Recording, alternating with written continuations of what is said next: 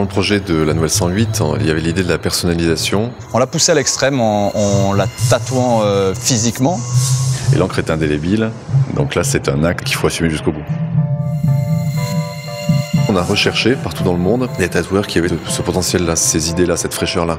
On a trouvé Xoil, qui s'avère, sous ce nom mystérieux, être français. On se sent d'abord flatté, et puis ensuite on s'est intéressé parce qu'on sent qu'il y a un vrai désir de nouveau et de créer un petit challenge pour un nouveau véhicule. Il se trouve que lui, il est tatoueur, très clairement, mais pour moi, il est aussi illustrateur, il est aussi designer, il est aussi graphiste. J'ai une approche un peu plus intuitive du motif et de l'équilibre.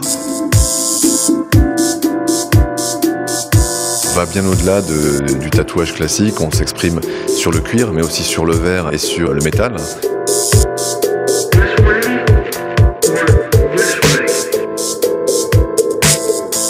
En fait, on fait du réalisme mais en pointillé, c'est du point par point. Du coup, le visuel, quand on s'éloigne, nous donne cette impression un peu de contraste et de volume. On reprend un lion très ancien de la marque et avec des graphismes extrêmement modernes, très précis. Le lion, c'est Peugeot, mais c'est aussi un motif de tatouage qui est très connu.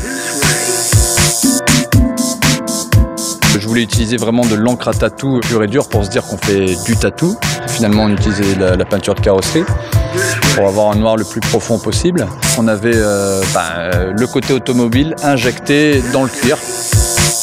Sur la nouvelle Peugeot 108, on a travaillé énormément les couleurs extérieures, les matières et les couleurs à l'intérieur.